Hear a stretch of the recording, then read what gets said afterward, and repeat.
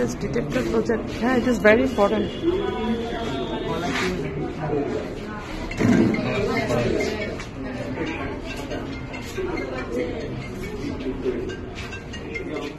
আসসালামু আলাইকুম। লাইভ 3 টোন ব্লগসের travel blogs and daily blogs থেকে সবাইকে স্বাগত এবং শুভেচ্ছা। ৪৫তম জাতীয় বিজ্ঞান মেলার এখনও কিছু অংশ বাকি রয়ে গেছে। এটা খুবই ইম্পর্ট্যান্ট। আমি আজকে এই ব্লগটিতে বিশেষ কয়েকটি জিনিস আপনাদের সাথে শেয়ার করব। প্রথমত কিছু প্রজেক্ট এবং দ্বিতীয়ত এখানে কিছু বক্তব্য। হয়তো আপনাদের কাছে লাগতে পারে যেটা হালকা পাতলা। কিসের বক্তব্যটা খুবই ইম্পর্ট্যান্ট, এটা সবারই জানা দরকার। ব্লগে শেষ পর্যন্ত দেখুন এবং উপভোগ করুন। দুটো স্কুলের দৌড়াদৌড়িতে আমি যে বিষয় অবলোকন করেছি সাথে থাকছে সেগুলো। Please like, share and subscribe. আপনার একটা শেয়ার, লাইক এবং সাবস্ক্রিপশনে আমার অনেক উপকারে আসবে। সোডিয়াম ক্লোরাইড, ঠিক আছে, এটা হচ্ছে কমন কোয়েশ্চেন। হ্যাঁ, কমন কোয়েশ্চেন, তো কমন কোয়েশ্চেনগুলো জান। ওদেরকে বিজ্ঞান অলিম্পিয়াডের মধ্যে এন্ট্রি করিয়ে আমি চলে এসেছি, অপেক্ষা করছি, যেহেতু ও একা যেতে পারবে না। এখানে মাত্র দুটো স্টুডেন্ট ছিল আমাদের, একটা বাংলা মিডিয়াম এবং একটা ইংলিশ মিডিয়াম। এখন ইংলিশ মিডিয়ামের যে তার জন্য সমস্যা, যেহেতু কোয়েশ্চেন বাংলাকে কোনো প্রকার ট্রান্সলেশন দেওয়া হবে না, অর্থাৎ তাকে বাংলাটাকেই বুঝে নিতে হবে। কিন্তু এর আগের বার যখন করেছিল তখন ইংলিশ কোয়েশ্চেন ছিল, এটা একটু ডিফিকাল্ট ছিল জায়গাটাতে। যাই হোক, আমি এফাকে পুরো মুসলিম হাই স্কুল দেখার একটা পরিকল্পনা নিচ্ছি। ঘরোয়া পদ্ধতিতে বানানো, বিকল্প পদ্ধতিতে সরল যন্ত্র। এখন ধরেন 6, 7, 8-এর শিক্ষার্থীরা তো সবসময় প্র্যাকটিক্যাল করার সুযোগ পায় না। এখন ওদের নিউ কারিকুলামটাই হচ্ছে মানে পুরাটা প্র্যাকটিক্যালের উপর ভিত্তি করে। তো এখন ওরা তো ল্যাবে ঢোকার পারমিশন পায় না। এখন যদি ওরা মোটামুটিভাবে একটা প্র্যাকটিক্যাল করতে চায় তাহলে ওরা 200 টাকার মধ্যে এটা বানাতে পারে। কীভাবে? ধরেন কার্ডবোর্ড লাগছে, লেন্স লাগছে, এখানে স্লিপ আর ওভার স্লিপ লাগছে, এখানে একটা ব্যাটারি, একটা আয়না আর কিছু কার্ডবোর্ড এবং তার দিয়ে এটা একটু দেখো তো করা যায় কিনা। এখন হচ্ছে সূর্যের আলো নাই তো তাই আর করা যাচ্ছে না। এখানে একটা লাইট আছে, প্রতিফলনের মাধ্যমে এটা যদি লাইট জ্বালাই তাহলে প্রতিফলন হয়ে এখানে আরো স্পষ্টভাবে দেখানো যাবে। তবে সূর্যের আলো হলে আরো ভালো হয়। তোমার কোন ক্লাস? আমরা ওকে। আচ্ছা, আমাদের এটা হচ্ছে একটা পানির স্তর নির্দিষ্ট সিস্টেম, যেটা হচ্ছে পানির এক একটা স্তর আসবে এবং এখানে অ্যালার্ম বাজতে শুরু করবে। এখানে সেন্সর আছে, যখন এই পানিটা এক একটা স্তরে, যেমন এখানে 25 লিটার আছে, এখানে 100 লিটার পর্যন্ত, এটা আপনার পানির ট্যাঙ্ক অনুযায়ী নির্দেশ করবে। তো এটা অনুযায়ী এক একটা সময় এক একটা অ্যালার্ম বাজতে শুরু করবে। যদি ফুলফিল হয়ে যায় তখনও অ্যালার্ম বাজবে, এবং যদি যখন স্তর নাম থাকে তখনও অ্যালার্ম বাজতে শুরু করবে। তো উদ্দেশ্য হচ্ছে পানির নিয়ন্ত্রণ অপচয়। রেল আছে, রেল লাইন আছে, অথবা রেল যোগাযোগ ব্যবস্থা আছে, সেটা উন্নত হচ্ছে। এখন যে রেল যোগাযোগের দুর্ঘটনা ঘটতে পারে অনেক রকমভাবে, যেটা দেখতে পারলে হচ্ছে ক্রসিং, তাদেরকে অবশ্যই গ্যাংলিং বলে, অথবা ক্রসিং যখন হচ্ছে গাড়ি পার হতে চায় তখন হচ্ছে গেট। এটা ছিল বন্দরের, তো ওর আওয়াজটা আসলে খুব ক্লিয়ার শোনা যাচ্ছিল না, আমি বলে দিচ্ছি। এটা হচ্ছে কি, ওর যে জাহাজের জিনিসপত্র খুব ইজিতে কীভাবে ওঠানো যায় সেটার একটা প্রজেক্ট। এরপরে আমি চলে আসলাম এটা যে বায়ুর সাহায্যে বিদ্যুৎ উৎপাদন। তো এটা একটু যদিও কমন জিনিস, কিন্তু এটা একটু ডিফারেন্ট লেগেছে আমার। এটাকে নিয়েও ভাবনা চিন্তা করা যায়। ওরা আরেকটা বিষয়ে দেখিয়েছে, ওয়েবসাইটের বিষয়। আসলে ওটা দেখার সময় সুযোগটা আমার তেমন ছিল না। তো ওরা বায়ুটা যেহেতু এখানে কাভার দিতে পারছে না, মাথায় বুদ্ধি আছে, ফ্যান দিয়েছে, কাভার দিয়ে জিনিসটা দেখাচ্ছে, লাইটটা জ্বালানো দেখিয়েছে। তো মোটামুটি জিনিসটাকে গুছিয়ে দেখিয়েছে। তো এটা কিন্তু খুব কমন জিনিস, কিন্তু এটা দেখানোর বিষয়টা এইটা অনেক ভালো লেগেছে আমার। আচ্ছা, লাইটটা জ্বলতেছে। ওকে,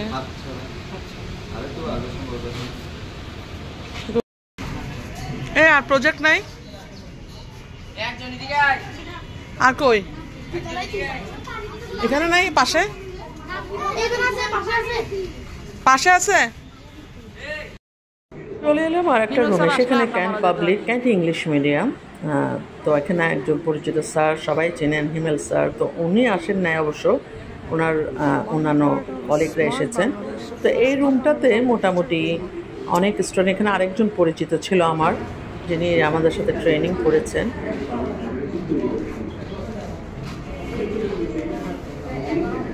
advance gas leakage detector project, হ্যাঁ, ইট ইজ ভেরি ইম্পর্ট্যান্ট।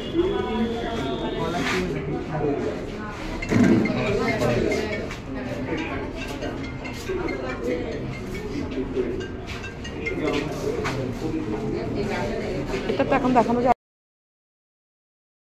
তখন ওরা একটু ডিস্টার্ব করছিল মেকানিজম, যার কারণে ঠিক করছিল। এখানে কিন্তু ওনার হেল্পিংয়ের জন্য দুজন দাঁড়িয়ে আছে এবং দুজন মোটামুটি হেল্প করছে, সেটা হচ্ছে বাড়ি থেকে আসা। তো প্রজেক্টটা আমার মনে হয় না এটা আসা উচিত, তবে হ্যাঁ, প্রজেক্টটা অনেক গুরুত্বপূর্ণ একটা প্রজেক্ট এবং এটাই ফার্স্ট হয়েছে জুনিয়র গ্রুপে। তো আমি তখনও দেখেই বলেছিলাম, কিন্তু একটু দেখাইলে ভালো হয়। এটা ইলেকট্রিসিটি মানে লোডশেডিং হলে আমরা যেন এই অর্গানিক থেকে নিতে পারি, এরকম একটা ছিল না। কিন্তু এটা তো আমি হালকা পাতলা নিতে পারবো, আমি তো পুরো নিতে পারবো না। আচ্ছা,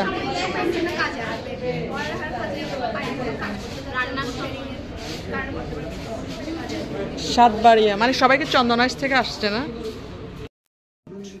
স্মার্ট ক্যাম্পাস যেটা বলছে, ওরা অনেক প্রজেক্টর এনেছে, ওরা অনেক দূর থেকে এসেছে কিন্তু।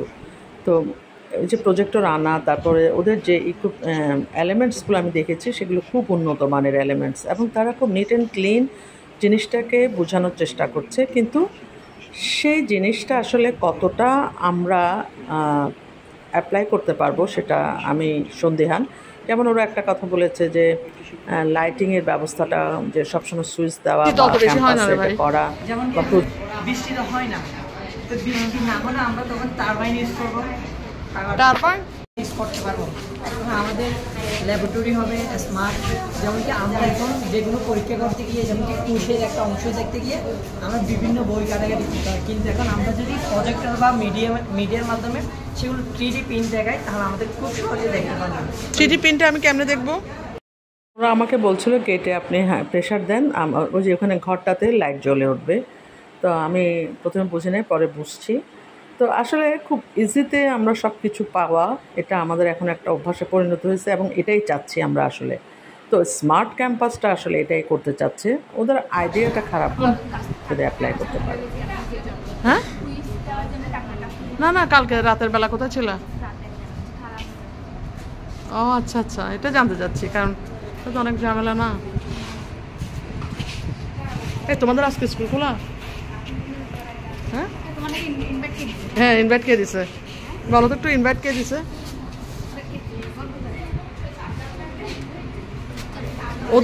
ওদের কেন ইনভাইট দিছে? ওরা স্কাউট বলে। তোমাদেরকে কে ইনভাইট করছে? স্বয়ংক্রিয়।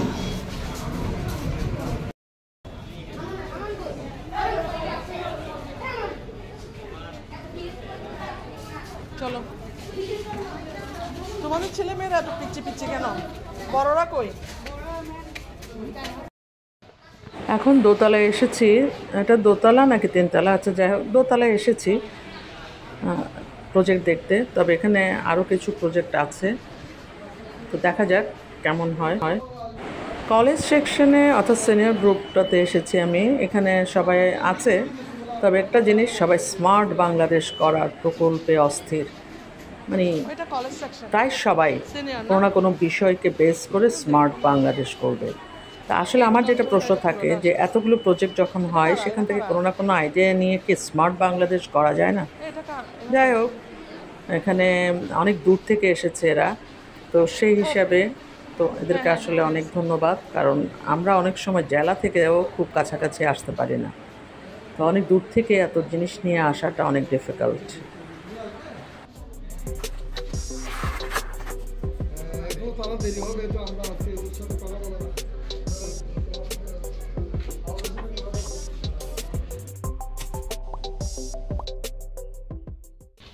এই স্কুলে বোধহয় আমি 10 বছর আগে এসেছি বা 7-8 বছর আগে এসেছি। এখানে আমাদের আরেকটা সায়েন্স ফেয়ার তখনও হয়েছিল। তখন আমি স্কুলটাকে যে জায়গায় রেখে গেছি, স্কুলটা এখনও সেই জায়গায় আছে, ওদের অডিটোরিয়ামটাও সেই জায়গায় আছে। এখানে কেউ নাই কেন? কেউ আসে না?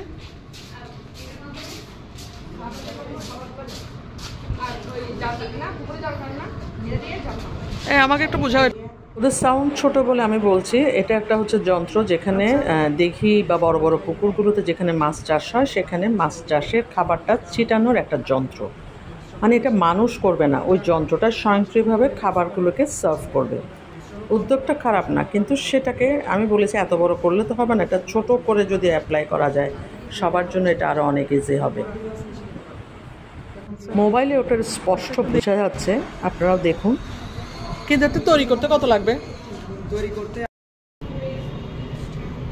সবাইকে আর কতক্ষণ বিরক্ত করাবে এটা আমি চিন্তা করতেছি। কিন্তু তোমার আম্মা বলছে তুমি আসবা না বলে। তোমার আম্মাকে আমি জিজ্ঞাসা করছি আপনার ছেলেকে থাকবে না, বলে না ও থাকবে না।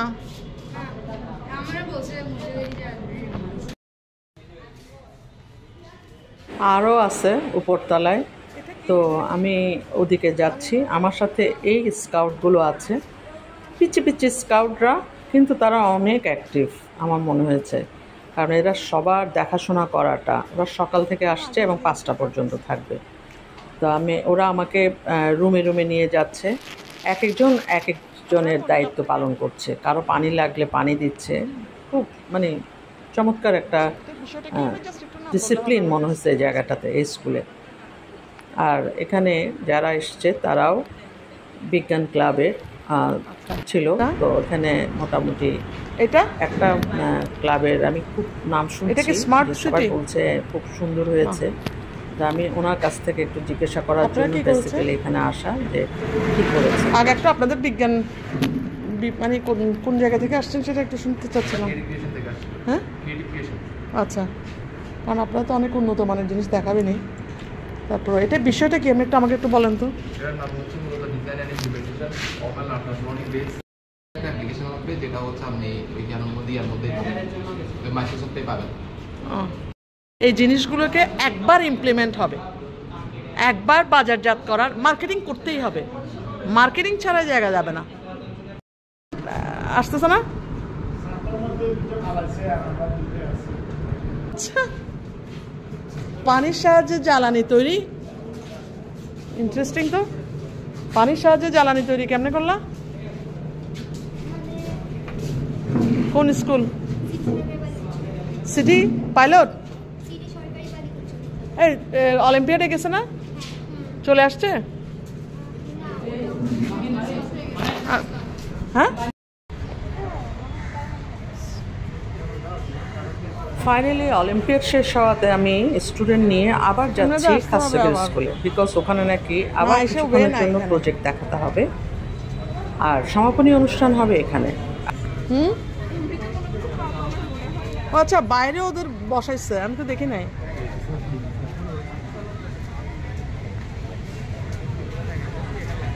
তুমি মিডিলে দাঁড়াও। অরুণিমার গার্ডিয়ান নিতে আসবে না? অরুণিমা কই? অরুণিমা আসলে অরুণিমাকে একটা নিয়ে নিতাম। সমাপনী অনুষ্ঠানে আসলে যেহেতু অলিম্পিয়াড অত পরীক্ষা তেমন ভালো হয়েছে বলে মনে হচ্ছে না, যেহেতু এখানে একজন ইংলিশ আর একজন কোচিং নিয়ে বিজি, তো ফর দিস রিজন তাদের অলিম্পিয়াডে খুব একটা প্রিপারেশন আছে বলে আমার মনে হচ্ছিল না। যাই হোক, এখন আবার সমাপনী আসতে হবে এই কারণে যে র্যাঙ্কে না থাকলেও অন্ততপক্ষে সার্টিফিকেটটা যাতে তারা পায়, কারণ আবার পরে পাওয়াটা হয়তো ডিফিকাল্ট হতে পারে। এখন দেখা যাক কী হয়। তো আবার চলে এসছি আমরা খাসেগের স্কুল। এই স্কুলে একটা অবাক বিষয় দেখলাম, এখনও ওখানকার স্টুডেন্টরা ঘুর করছে যে প্রজেক্টের কথা শোনার জন্য। স্পেশালি এই জায়গাটাতে তো আসছেই, মানে একটা অদ্ভুত বিষয় লেগেছে এবং ভালোও লেগেছে বিষয়টা। আমরা যদি এটা ট্রেড করি প্রত্যেকদিন, আমরা একদিনে 40,000 টাকা আয় করতে পারবো। তো আমরা ইকোনমিক গ্রোথ আর ক্লাইমেট অ্যাকশন কিন্তু আমরা এখানে সমাধান করে ফেলছি। কিন্তু এখন পর্যন্ত আমাদের নিজেদের মানুষের জন্য কিন্তু আমরা কিছুই করি নাই। অনেক মানুষ এখনো খাবার পাচ্ছে না। আমরা কর্ণফুলী নদীর পাশে অনেক জায়গায় কিনে ওখানে একটা খাবার করবো। এই খাবারে তাদের প্রথম উৎপাদনে তাদের কিন্তু কোনো টাকা নেই। আমরা হচ্ছে গভর্নমেন্ট তাদেরকে হচ্ছে এই ধরনের রিসোর্স করে দিবে, যেভাবে চারা, তারপর ফার্টিলাইজার। তো প্রথম উৎপাদনের পরে দেওয়া হচ্ছে তাদের ক্রপস করে স্টাডি করে খুঁজে পেয়েছে যে 3,000 টনস অফ ওয়েস্ট প্রত্যেক দিন হচ্ছে চট্টগ্রাম সিটি প্রডিউস করে। এই 3,000 টনসের ভিতরে 249 টনস হচ্ছে নন বায়োডিগ্রেডেবল। ওয়েস্টটাকে আমরা বায়োগ্যাসে পরিণত করছি এটা কেমিক্যাল প্রসেসের মাধ্যমে। ওরাও বলছে যে দ্যাটটা হলে আপনারা ছেড়ে ক্লোজ করে ফেলেন, কিন্তু আসলে ও আর ওখান থেকে বের হয়ে আসতে পারছে না, কারণ একজনের পর একজন দর্শনার্থী আসছে এবং সেটা শুনতে চাচ্ছে। এই বিষয়টা কিন্তু হয়তো আমাদের জাজমেন্ট বা আদার্স এই বিষয়টাকে খুব একটা দেখে নেই, কিন্তু আমার ভালো লেগেছে যে এই জায়গায় যে পার্টিসিপেট তারও সার্থকতা, শুনতে চাচ্ছে। চলে এলাম সমাপনী অনুষ্ঠান, মেবি তখন 3:30 হচ্ছে। আমরা 2টার দিকে ক্লোজ করে আমরা বাসায় চলে গিয়েছি আবার 3টার দিকে। তবে হ্যাঁ, ওনারা বাস দিয়েছিলেন, অতক্ষণ বসে থাকা সম্ভব নয় বলে, বাসা কাছে বলে আমরা দুজনেই চলে গিয়েছি। এরপর এখানে চলে আসলাম। তো ওদের অডিটোরিয়াম আগে যেখানে ছিল সেখানেই আছে এবং সেই রকমই আছে, তবে বেশ সুন্দর সাজানো গোছানো হয়েছে। তো এখানে আমি আজকে আপনাদের যে স্পিচ শোনাবো সেটা কিন্তু প্লিজ শুনবেন, হয়তো একটু ল্যান্দি, কিন্তু স্পিচটা শোনাটা খুবই জরুরি। যদি বলো জি স্যার, আস্তে করে বললে হবে না। তোমরা কি শুনতে পাচ্ছ আমার কথা? আমি জাস্ট তোমাদের সাথে 3-4 মিনিট কথা বলবো, ওকে? আচ্ছা, এখানে তো শুধুমাত্র হ্যাঁ অথবা না বলবে। তোমরা আমার স্কুল লাইফের কথা মনে পড়ছে। আমি যখন তোমাদের বয়সে ছিলাম, ক্লাস 8-9, কালচারাল অ্যাক্টিভিটিসে অংশগ্রহণ করার জন্য। বিজ্ঞান শিক্ষা আমাদের জন্য অত্যন্ত প্রয়োজনীয়। তোমাদের সবাই হয়তো যখন ইউনিভার্সিটিতে যাবে বা এসএসসি পাস করার পর, এইচএসসি করার পর অনেকেই হয়তো সায়েন্স পড়বে না, এরপর গিয়ে হয়তো অনেকেই কমার্সে যাবে, তারপর সোশ্যাল সায়েন্সে যাবে। বাট বেসিক যতটুকু বিজ্ঞান আমাদের শিক্ষা দরকার সেটুকু কিন্তু প্রত্যেকেরই আসলে জানা উচিত।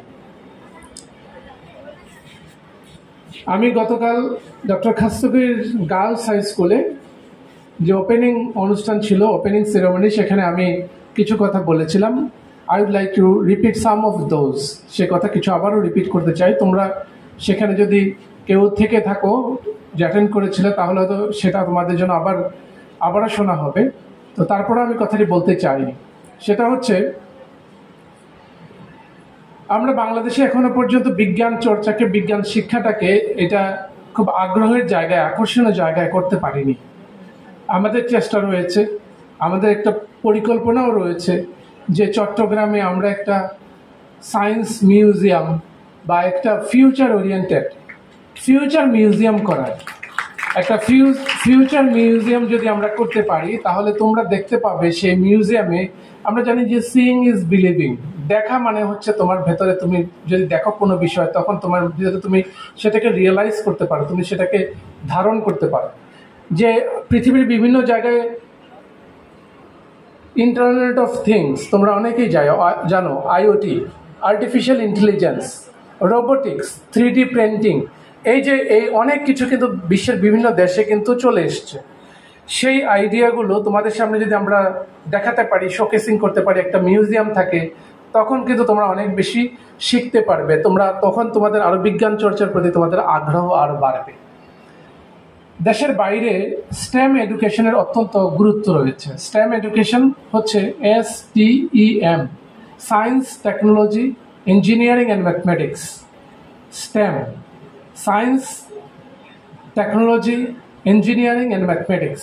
সায়েন্স বলতে কিন্তু বাকি জিনিসগুলো বোঝায়, তারপরেও আলাদা করা হয়েছে, কারণ সায়েন্সের মধ্যে এখানে বোঝানোর চেষ্টা করা হয়েছে বটানি, জিওলজি, সেগুলোকে বোঝানোর চেষ্টা করা হয়েছে, বায়োলজি।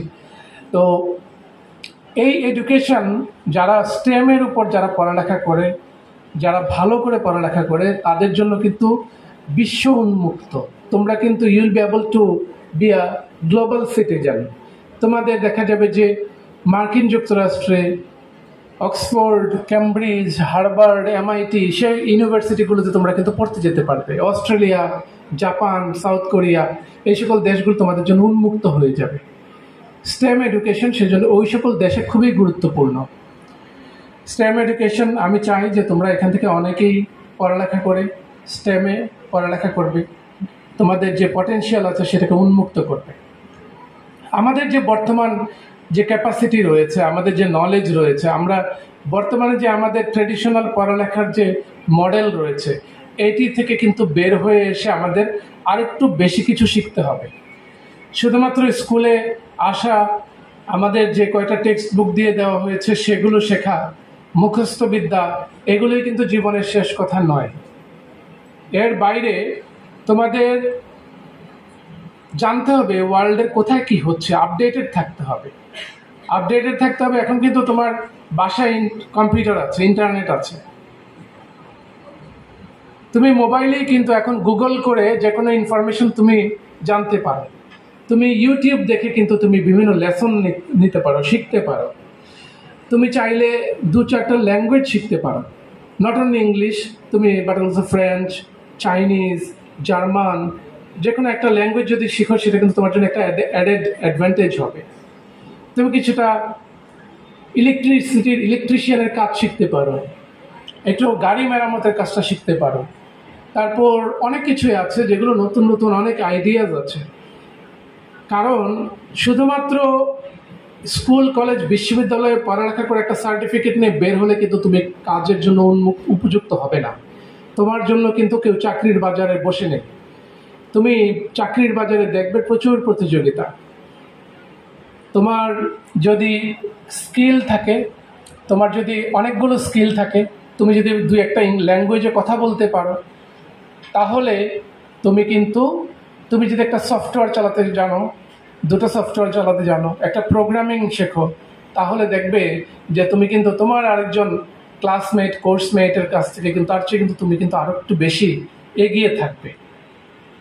বিশ্ববিদ্যালয়ে ফার্স্ট সেকেন্ড হয়েও কিন্তু, ইঞ্জিনিয়ার, ডক্টর হয়েও কিন্তু অনেকে কিন্তু প্রতিষ্ঠিত জীবনে হতে পারছে না।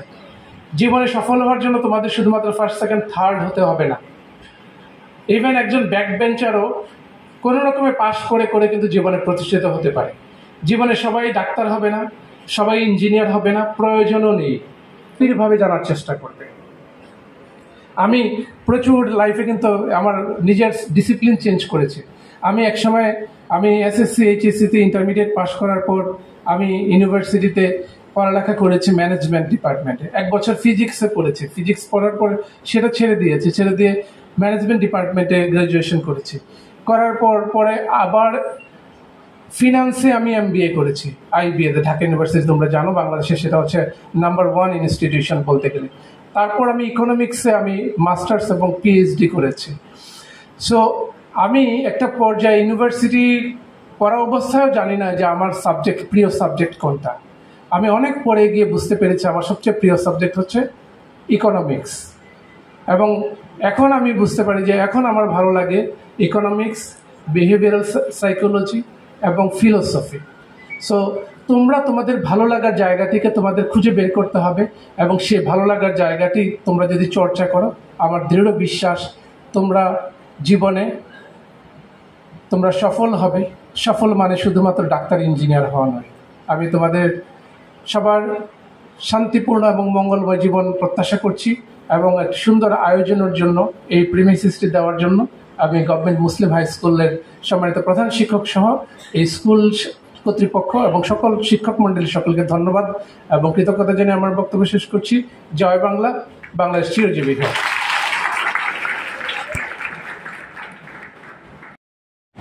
যেহেতু ওনার আরেকটা জায়গায় প্রোগ্রাম আছে, সেজন্য উনি চলে যাবেন, সেজন্য ফার্স্ট র্যাঙ্কের স্টুডেন্টদেরকে পুরস্কার দিয়ে দেওয়া হচ্ছে। এরপর শুরু হবে আবার কিছু আলোচনা, তারপর বাকি পুরস্কার। হ্যাঁ, একটা জিনিস আমার ভালো লেগেছে, পুরস্কার বিতরণ অনুষ্ঠানটা খুব ল্যান্দি করা হয়নি, মানে শর্টকাট প্রতিটা জিনিস গুছিয়ে বলে কমপ্লিট করা হয়েছে। এটা অনেক জরুরি ছিল, কারণ বাইরের থেকে কিন্তু অনেক প্রজেক্ট এসেছে, যারা বাইরে থেকে এসেছে, আমরা জেলাররা ছাড়া উপজেলার থেকেও এসেছে। তো এটা আসলে খুবই ইম্পর্ট্যান্ট। এখানে যারা পুরস্কার পেয়েছে সকলকে অভিনন্দন। আসলে এখানে আমাদের প্রজেক্টের কথা যদি বলা হয়, এসডিজি বিষয়টা কিন্তু ডিফারেন্ট। আমি যতটা ঘুরেছি দেখেছি, আর একটু স্ট্রং হলে হয়তো পাওয়া যেত। পুষ্পিতা ঘোষ, সরকারি হাজী মোহাম্মদ মোহসিন কলেজের ছাত্রীকে। শাহিদ ইশরাক রয়েছে, তাকে কৃতজ্ঞতা জানাই, কারণ সে 2 দিন অক্লান্ত পরিশ্রম করে তার টিমকে নিয়ে এই প্রোগ্রামগুলো সে অ্যারেঞ্জ করেছে আমাদের শিক্ষকবৃন্দ সহযোগিতা। এখন যে স্টুডেন্টটা পুরস্কার নিচ্ছে ও কিন্তু প্রজেক্টও পেয়েছে এবং বিজ্ঞান অলিম্পিয়াডে সেকেন্ড হয়েছে এবং সে বিএমএসের স্টুডেন্ট, এক্স স্টুডেন্ট, এবং ওর মা হচ্ছে আবার বিএমএসের টিচার। তো মা এসেছে মেয়ের সাথে। কংগ্রেটস সামিহা। অনেক কষ্ট করছে। এ পর্যায়ে প্রস্তুত থাকতে বলছি অষ্টম বিজ্ঞান ভিত্তিক কুইজ ওনাদের কাজগুলো ছিল খুব দ্রুত। এবার তারা তাড়াতাড়ি মাঠে চলে গেল। ভাগ্যিস ওখানে অডিটোরিয়ামে বলে নেই যে কি ফটো সেশন করতে, মাঠে যেয়ে তারপর সুন্দর করে একেবারে বিশাল জায়গা জুড়ে ওরা ফটো সেশন করছে। আইডিয়াটা বেশ ভালোই ছিল। এবং আমাদের যিনি এখানে বললাম একটু আগে, আমাদের টিচারের মেয়ে, ও মুখে থেকে মাস্ক খুলছে না। যাই হোক, আবারও অভিনন্দন। মাস্ক খুলো না।